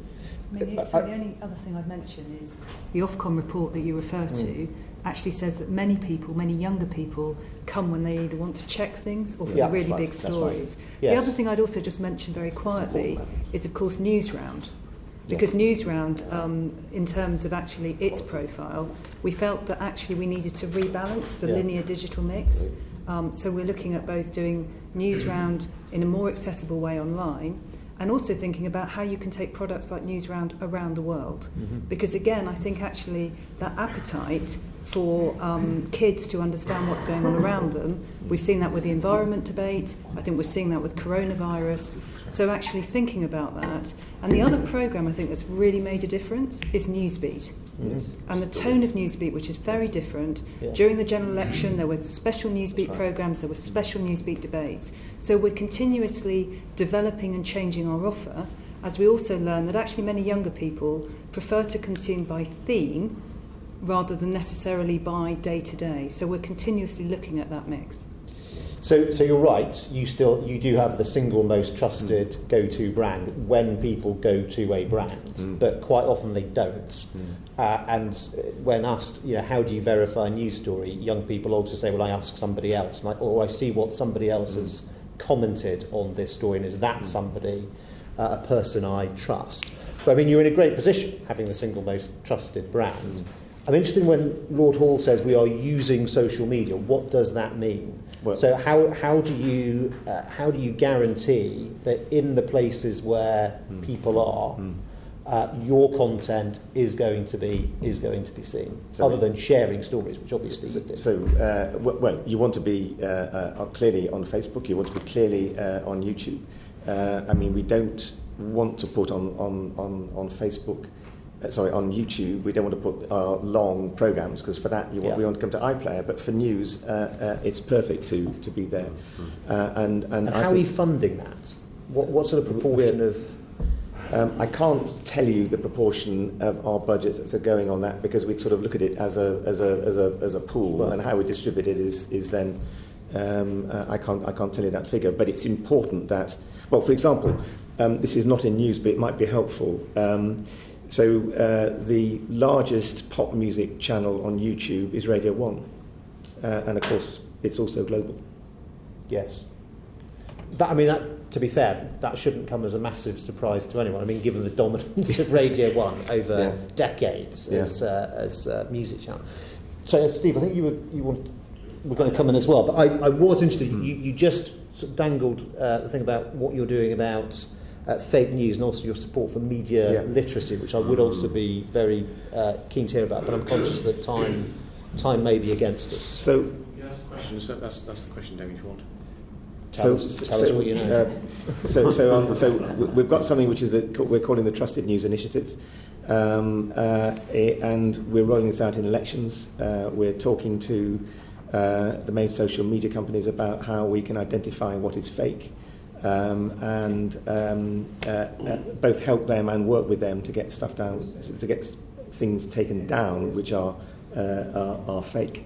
And we've had some success with that, not least among stories about the BBC, which happened to turn out to be wrong. So that's number one.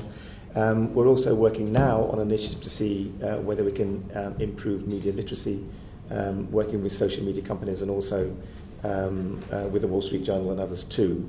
And seeing whether what they have said to us, which is they would like to carry content from us which promotes media literacy, whether we can make that reality or not. And I believe strongly that we should be doing everything we can to... media literacy has a slightly condescending feel to it, but to help people to understand what is fake, what is real, what you can trust, what you can't. Especially in an era when deep fake technology is still sort of out there somewhere, but not in the mainstream, but it's going to come into the mainstream. So on media literacy, I mean, it's quite a tall order to try and get the entire population to, every time you see a piece of content, a piece of news, to be unpacking, well, why would this person be saying this to me, and can I trust, and all the rest of it. Can I suggest that actually what you really want to push is brand, and whether that's your brand or a leading newspaper brand, just for people to know that your default position should be, if you haven't heard of this source, it is not a good source, unless and until something comes along to tell you otherwise. And then, of course, working with the social media companies, people then need a way to know that when it says BBC, it means BBC, and when it says Daily Mail or Daily Telegraph, that is indeed the content that's there. So the BBC is kind of the British global media brand, and I hope, and it won't be me, but I hope we can grow that with government support in the next 5 or 6 years, because I think it's really, really big for us. Every time I go abroad, people keep saying they want more BBC News, not less. I think this is, as we define global Britain, I think this is kind of one of our strengths. I think we need to do more, and people in the BBC have heard me say this before. I think we need to do more to explain what trust means. I mean, we are trusted, but why you should trust us. And I think journalists are rather, and this is self-critical, I think we're rather bad at that. But when you come to the end of a wildlife programme, an NHU, Natural History Unit programme, there's 8 to 10 minutes of how we got the programme, how we made it, and all of that. And you understand what they've been through. And I think as journalists we should be more open to talking about how we determine what is right, how we stand back. I mean, my view is always better to be second and right than first and wrong. But these are things which I think we need to be more upfront with the public about. Thank you, Damien. Just a quick question from Steve. Just to back up on the scale of the challenge that you've got, do any of the three of you know what Dude Perfect is? Dude Perfect. Do you know what Dude Perfect is? I should do. Dude Perfect is the 10th most subscribed YouTube channel. It has 49.7 million subscribers. It is 5 guys from Texas who produce trick shot videos on YouTube. They're worth reportedly in excess of $20 million through the advertising revenues that they generate. So that's the scale of what you're up against. With my children, don't ask if they can watch the television, they ask if they can have their tablets.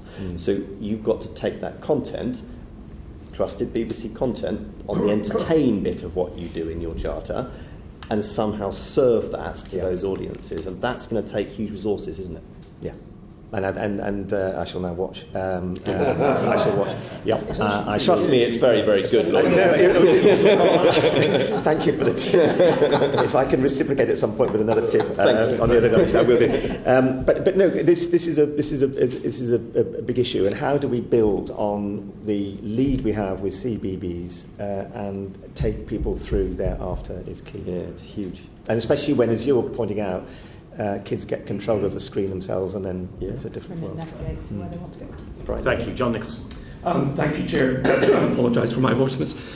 I should also say that I have worked for the BBC. In fact, I was recruited by Lord Burt, who's sitting back there as a trendy youth presenter. Well, maybe not that trendy. Black and white TV. Crystal said, actually, before I moved on to work for Newsnight and other programmes. I've been on this committee before, for my sad defenestration in 2017, but the report that we worked on the BBC recommended that the 6 in Scotland go to BBC Scotland. And instead of that, a kind of compromise was reached, whereby a new BBC Scotland channel was launched, including the 9. Lord Hall, do you think the 9 has been a success? Yes, but let me just go back. It wasn't a compromise, Mr. Nicholson. I talked to a lot of people, as you know, in Scotland. We looked at the audience data in Scotland, and I felt strongly, I know it surprised many people when we announced this, that a channel for Scotland beginning at 7 o'clock would be a big plus for Scotland, and I believe it is. I mean, the fact it's now, a weekly audience around 825,000 people watching it, top performing digital channel in Scotland, says something about the creativity of Scotland, the direction that the team have gone with it, and I think it's a real success. I think the 9 is interesting. I think it feels it's very difficult to make a news programme that feels different, but it does. And I think the team is excellent and they're doing an extremely good job. We would all like to see larger audiences coming to it, but I think when you add what you've got at 6 o'clock with the UK news, with Reporting Scotland at 6:30, into a 9 o'clock news, which I think has got a powerful identity and agenda, I think that's serving Scottish people well. I think it's an excellent programme myself. I think the journalism is great, and I think they do new and innovative things. But the worry at the time was small audiences because of where it was placed, and that has been borne out. It's been picked up by the press, and I think it should be moved onto the 6 o'clock slot as we recommended. But let me move on to gender pay, because a previous committee here also recommended, in fact it was my proposal, that the BBC should publish the pay of its presenters. I was lobbied quite heavily by the BBC not to advocate that, but I thought that it would show a significant gender pay gap and a small number of BME people at senior levels. And of course, that's exactly what it showed. And I know you've had some difficulty with female presenters, to put it mildly, since when pay was revealed. Can I ask you, how many gender pay tribunals are you currently fighting? 11. 11. 11 in the pipeline, or that are going. Have you won any tribunals that you've fought thus far? Well, we lost the Samira Ahmed case, which I think is probably what is in your mind. Can I make one comment on the Samira Ahmed case? Can we go back to that? I'd just like to know if the ones that you've how many have you settled so far? The number of cases that we've settled at tribunal, I haven't got the answer to that. Single figures, double figures? But in single figures. Single figures. Yeah. Have you had a tribunal thus far and won it? Again, I can provide you with information on that. I'll happily write to you to tell you. You don't know whether you've won any of them? No. You don't know if you won any of them? I think, we settle some before they get to tribunal, but I'm happy to go back and give you that. So you've either lost or settled every single case thus far? We've either lost or settled every single case. Well, yes, by quite obviously, yes. So you lost to Sarah Montague, and you had to give her an out-of-court settlement. We didn't. No. Well, you gave her an out-of-court settlement. No, hold on. That's what she tweeted. Sarah Montague did not go to tribunal. Sarah Montague was settled, I have to say, after some time, but amicably. She's a terrific presenter and doing a great job on World at One. We came to a settlement with her. It was an out-of-court settlement. It was a settlement done between ourselves and her. Because she was taking action against you, wasn't she? No, she was going through the process, our process, which starts off informal and then goes and then becomes formal. She described her settlement, I quote her, as an out-of-court settlement. Which rather suggests that she was in the process of legal action. I'm not aware that there was a tribunal date set or any of that in her case. But again, I can find out for you. But people talk about out-of-court settlements. What I understood. Well, she's a journalist. She'll use her language precisely. I'm sure. But we settled that for 400,000 properly for a sum which she can disclose, but I won't. Well, she has disclosed it. You also, as you say, lost to Samir Ahmed. And you're now coughing up another 400,000 for her. Don't you think it's time you stopped fighting all those women, not least since you keep losing to them?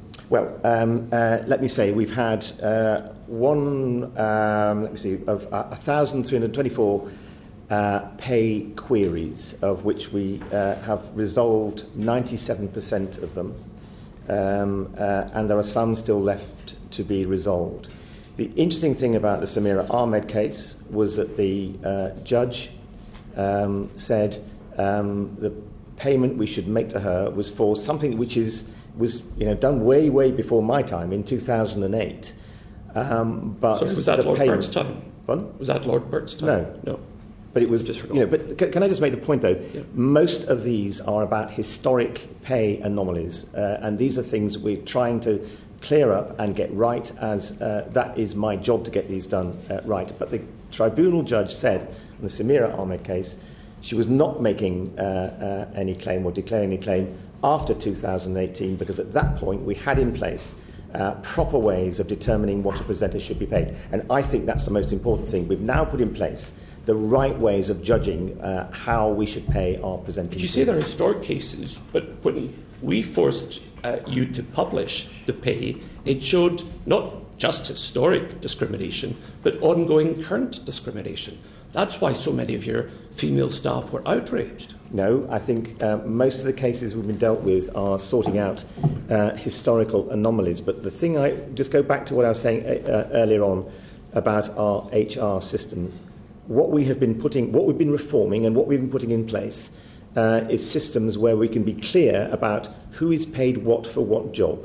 And that includes presenters as well as the people who are in the non-presenting, the rest of the staff of the BBC. That means for the first time, if you're a member of staff, you can now look at your pay, assess it against other people. There's a transparency there above a certain number so that you can judge whether your pay is right or not. And that's why we've had a lot of pay queries, most of which we have now settled. Well, I think a lot of the pay queries was... To make this point, yes, please. Mr Nicholson, I'm just also keen to say that our overall gender pay gap is a lot lower than the average gender pay gap. It's continuing to come down. We've put a lot of work, and rightly so, into make sure that that continues to be the case. And of course, we run an organisation of around 20,000 people. So those figures are really important. We have been one of the leaders in the media organisations, but also comparatively. So these, if you like, foundation stones of our HR system is enabling us to bring down the gender pay gap. And that is really, really important. But of course, the reason that a lot of these high-profile women realised how much less they're being paid by their colleagues was because we forced you to publish the pay, that though you hadn't wanted to do so. And what it showed wasn't, as I say, just historic gender pay gaps. Now, take Sarah Montague, for example. You may have been paying her less than her colleagues over many, many years. But, Lord Hall, you didn't look at her pay and think, you know what, that's very poor by comparison with her colleagues, though obviously a great deal of money by most people's standards. And say, I'm going to have a really embarrassing conversation with Sarah Montague. I'm going to call her in and I'm going to tell her that she's been paid much less than her male colleagues. It took this committee to force that. So the success of this committee persuading the then Secretary of State, Karen Bradley, that actually we should be transparent in on-air pay above 150k is a success for this committee. There's no doubt about that. So you're glad we did that? Because I was worried, well, let me come on to that. Because I was worried, as you remember well, that this would be a poacher's charter. Now, I would say two comments on that, because I've actually also said to this committee, you sadly weren't there, but I've also said to this committee that I got that wrong, and I think transparency is right. I'd put two caveats on that. One is we have undoubtedly lost people because their pay has been known to other broadcasters who have used that to take them away from us, and it's happening, reasonably often. So that's happening. The second thing is I ask you to think about the deterrence effect of people who are saying, do you know what, I'm being offered a similar pay outside. Do I want to come to the BBC where my pay is known by everyone, etc., etc.? But so there are some caveats to my welcome of the transparency. But can I just go back to the central point you're making? We have been reforming this organisation, with help from yourselves and others, to get to the point when pay is clearly, we know why someone is paid X and why they're paid Y. And the thing about the Samira Ahmed case, quite apart from the talented journalist she is that the judge recognised that in her judgment. And I think that's really important to say, going forward, we now have proper criteria, not just for those behind the camera and the microphone, but for those in front as well. So why did you allow it to go to the tribunal? Because the sums Why didn't involved, you just say this is unfair and I'm not going to allow it to happen? Because we felt the sums were such that the equal and opposite case, Mr. Nicholson, is that I would come before you now saying I'd agree to this settlement, as you would put it, out-of-court settlement, without having tested it. And we felt the amount was something we should test in the court. And to be honest with you, we were surprised at the result. I wouldn't have said that. I think in a matter of justice, I don't think you should test it. I think you should do the honourable thing. I don't think you should have forced her to fight this case. We have been doing the honourable thing throughout. I'm not going to get into whether or not it was possible to settle with Samira Ahmed. That's a different issue. But actually, I think there are occasions when you should test these things through the tribunal. I would like to keep that to the minimum. And I have to say, what I've been trying to do throughout this period with these very difficult cases is to ensure that we come to proper decisions and proper settlements with people on historic anomalies in their past. I suspect she was desperate to settle, because who would want to go through what she went through? It's just that you guys kept telling her she wasn't the same as Jeremy Vine, and she wasn't prepared to stomach that. I'd like to pick up... I don't know what was in her mind, Mr. Nicholson. I wouldn't be so presumptuous to say. I read what she says, So, I'd just like to return to the point that some of my colleagues have mentioned a number of times, and that's the Victoria Derbyshire show, in the context of the way that senior women have been treated in the BBC and the sense of grievance that so many of them feel. I just think it's a terrible pity that the high-profile programme that you chose to axe was presented by a high-profile woman. And I've looked carefully at what the criteria that Victoria Derbyshire and her team were given by her bosses, and there were threefold. One, to target underserved audiences. 2, to break original stories. And 3, to grow the digital audience. Now, my understanding is that the team and Victoria herself have been told repeatedly by management until recently that they'd achieved these 3 objectives triumphantly. But she's been dumped now, and her programme, which covers very important social issues, which I suspect the government finds most uncomfortable on a great number of occasions, and she's been dumped, and the team have been told that it's because they failed to grow the television audience, the non-digital audience, which she was never given as an objective. I've given you my answer to others before, Mr. Nicholson. I haven't got anything else to add. We're having to make difficult decisions, and this is one of them. I suspect it's a consequence of the charter deal, which, as I said earlier, should not have been signed because it necessitated these kind of cuts. And when you appeared before the committee and told us it was a great deal, I remember saying to you, that's not what your staff think. And I think this is yet another example of the damage it caused. With respect, I didn't say it was a great deal. And if I can take you back to 2015, we got a flat cash settlement then, which was better than almost any other department, if you want to look around government, was getting. And we didn't have the benefit of a coalition government. This was a new Tory government, and we won a flat cash settlement. Plus, and this is really important, a charter through to 2027, which I think in all the things which are going on at the moment should give us some security with a licence fee at its core. And I just also remind you, the 2010 settlement took out the equivalent of 24% of our budget.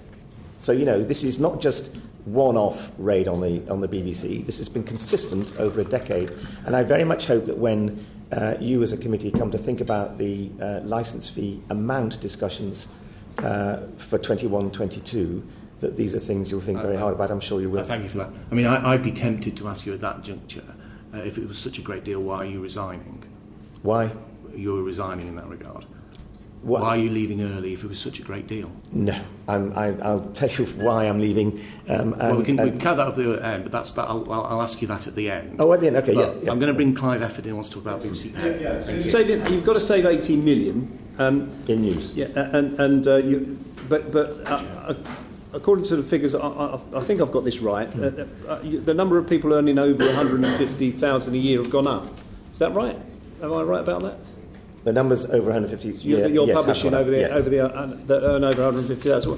So, is the budget under control? I mean, is there a problem there that figure's growing when you're trying to make savings? No, we're reflecting the fact that overall that we've gone inflationary pay increases over the last few years. So obviously more people bump into the 150 category. But can I just say, because in terms of senior leaders, i.e. the top management, our numbers have come down, our pay bill has come down, our senior management cadre is now at 1.3% of the workforce, which is lower than for most other organisations. So are you saying that 150,000 figure needs to be reviewed, or you think it's the right figure should stay there and more people will fall into that category? I think more people will fall into that category as they move from 149 to 151, but I wouldn't revise it, because actually I think it's a good benchmark for everybody publicly to hold us to account for. Yeah. But equally there are reasons why there are more people in that. And what proportion of that saving of 80 million will come from BBC News overall? No, the target for News is they've achieved 40 million. They have another 40 million to go. But let me say that I expect those savings to come. That management will take its fair hit in those savings. It won't be just people at the lower end of the pay scales. Okay, thank you. Okay, thank you. Giles Watling. Thank you, Chair. Yes, to pick up on what the Chair was just saying, you made your resignation speech, Lord Hall, in January. The advertisement for the new Director General went out in February, I believe. And fundamentally, when exactly will you be standing down? Well, that's for the chairman. I've said to the chairman, I've always said I'll give you 6 months' notice of when I want to leave, so you've got plenty of time to make sure there's a proper handover, and I'll stay as long as is necessary to make sure there's a proper handover. I'm happy to talk about why I decided to go, but the chairman mentioned it at some point if you want. This is what I'm coming to just now. Oh, is it? Right, yeah. Having said that, we've got a midterm review coming up, 2022, then the Charter 2027, and you were talking about reforming, and we've got the big changes coming into force about the licence fees over 75s. All of these issues coming down the line, big challenges facing the BBC. So why are you standing down at this juncture? Yeah. I thought very, very hard about that, and what I wrote to the staff was the truth. I came into the BBC in a moment of crisis, if you remember it. At Savile, the organisation had disintegrated with the loss of a Director General after 54 days. We had large payoffs and a project called DMI, which was out of control and which I had to cancel. We had no preparation for the Charter. And we had 2 years to go before that. I've done 7 years, and looking at the landscape now, I felt that the run-up through the arguments we'll have to make around the quantum of the licence fee in 21-22 through to the Charter renewal, which I guess will begin somewhere around 25, could do with one person going straight the way through that. And I felt strategically for the corporation that was the right thing, and I felt part of the job of leadership is saying it's right for the organisation to change at this point, and I felt that really, really strongly. Concurrent with that, the government appointed me as a trustee on the National Gallery, and I am privileged to be nominated as its next chair. So those two things came together, but strategically I felt it was the right time to go. Do you think this timeline, this might be more a question for Sir David, but do you think this timeline leaves enough time to appoint a new Director General before the over 75s issue comes up? And if not, will an interim Director General be appointed? Well, I think to answer your earlier question, why have we announced that Teddy will leave in the summer? because I need a bit of flexibility. If it's an internal candidate, it might be earlier in the summer. If it's an external candidate, perhaps a subsidies, it might be later in the summer. But we intend to make the change this summer in a very orderly fashion. So Tony, just finally, do you feel it's job done then? No, it's what I said, Mr. Watling, in my email to the staff, which I wrote, was, in my heart, I never want to leave, because I mean that. I really believe in the BBC and its mission, and I think it's going to have what's going to happen is going to be another chapter, and very, very interesting. I believe in it profoundly, and I think I wrote an article for the Daily Mail 2 weeks ago now, suggesting that the BBC is always about reform, because I believe it is always about reform right from the beginning. And I was very pleased they published it, because I think this notion that somehow the BBC is anti-reform and is kind of stuck in the past is not the BBC I recognise. And the fact that Lord Burt is here in the room as well is absolute proof. Proof, if you needed it, to the fact that there was a reforming Director General. I hope I have done my bit, as I said at the beginning, to reform this organisation. Now I feel it's for someone else to come in and reform, and I look forward to cheering that person on. Thank you. Thank you. Joe Stevens. Can I go back to Six Nations Rugby? You Yes. mentioned it earlier, Yes. Lord Hall. You may know that we as a committee have written to the Six Nations Council because we're extremely concerned about the idea that the Championship might go behind a paywall. And we also want the Secretary of State to put it onto the Category A list, as you have mentioned in your evidence earlier. The bids process, or the deadline for the bids, closed earlier this week. Our understanding of the bidding process is that although it's reported that joint bids are not permitted in the way that you did your joint bid to successfully with ITV, that the sub-licensing arrangement within the process would permit a joint bid. Yes. So have the BBC put in a joint bid with anyone? Well, you're completely right. We're not allowed to put in a joint bid, but we have put in a bid which would sub-license to ITV, or them to sub-license to us. I honestly think our audiences have been brilliantly served by having the Six Nations free to air. I think rugby in this country, but also in Wales and Scotland and Northern Ireland is really, really important that it remains free to air. We found this brilliant way of doing it with ITV to kind of share the costs. For us, our Welsh and Scottish audiences are particularly important. I think it would be dreadful if Six Nations disappeared behind a paywall. I think it is one of those events that brings us all together, brings important audiences together, especially in Wales, Scotland and elsewhere too. And I hope that a way can be found to allow what ITV and ourselves have done to continue. I fear it's not, and it doesn't look like that is going to be the case, but who knows. I think the point you're making, though, about getting this listed properly is really, really important. That should be done. I have no doubt about that. And actually, it's been interesting seeing the comments.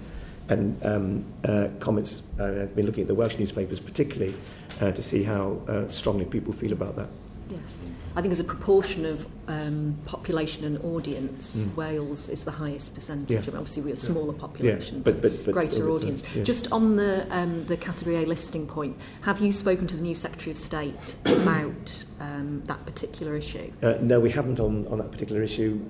We've been trying to work out how we can put a proper bid in to see whether there is a way in which we can win. But I think actually that the whole PICS way in which they've done it may mitigate against that, but let's see. And you're absolutely right about its importance, particularly in Wales, where last year the final game of the Six Nations for the Grand Slam was 87% of people watching television in Wales were watching the BBC coverage of that match. But would you welcome a change of heart from the Six Nations organisers on the bidding process if they were to explicitly allow joint bids, for example, from you and from ITV as part of the process, and if they were specifically to say that they would sell the Six Nations as one package rather than dividing it up into a series of packages, obviously with the aim potentially of putting some of the Six Nations, if not all of it, behind a paywall? We'd welcome any change, the Six Nations. I mean, my belief. I'm thrilled we're bringing cricket back, not in the Test match sense, but cricket back to the BBC this summer with the ECB. I would love to find a way of keeping the Six Nations free to air. I think sport is a really, I don't need to tell any of you this, but it's such an important way of bringing the nations together. And I think if we can find any way to do that with the Six Nations, that would be great. I think we'd like to thank you for your contribution Yes. to this debate. I mean, I'm very grateful.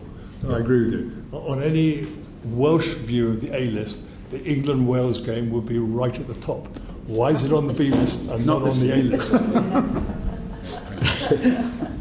Thank you, Kevin. I think I now need to declare interest as well as a former BBC journalist. I feel like I'm at BBC Journalist Anonymous here, actually, to be honest with you. Just some final points for you, Sir David. Are you looking to chair the BBC beyond February 2021? I've not given any thought to my own position. I mean, I am absolutely engaged at the moment in trying to find Tony's successor. Not an easy task, but we are engaged in it, and that is my absolute focus. I think there's plenty of time in the second half of this year to discuss my position. Do you commit to allow the new Director General to come in front of us for a pre-appointment hearing? That's a difficult issue. Let's be clear. The Charter is it's crystal clear on the fact that the Chairman is appointed by government and the Chairman appears in front of this group for a pre-confirmation hearing. The Charter is also absolutely explicit that the responsibility for the appointment of the Director General is a matter for the board of the BBC. And the Charter goes further. The Charter actually says clearly in matters of management, and you are the top manager, the BBC must act in a completely independent fashion. And therefore I think probably any political influence on this would be incorrect and not in line with the Charter. Just Chris, we're not asking for a right of veto. We want to have a pre-appointment hearing. You must understand that with the over 75 licences coming up and all the issues around the future of the BBC and the midpoint of the Charter coming up, this committee, which has done an enormous amount in moving forward the debate over the BBC in areas such as gender pay, I believe genuinely as Chairman it's beholden on you to ensure that the new Director General, when appointed, comes in for effectively a pre-appointment hearing. But the purpose of the pre-appointment is what? To appoint, to influence the decision, or to veto the decision, or to ratify the decision? What is the point of the committee? As this committee, Sir David, what we'd like to see is effectively the individual that you are minded to appoint to come in effectively just to set out what they think the future of the BBC is. I think that would be and a I very think the Charter makes positive... that almost impossible, Mr. Knight. The Charter is absolutely clear that in managerial issues, it's explicit in Regulation 3, had cause to read it again last night, I read it occasionally, that in managerial matters, the board of the BBC is solely responsible.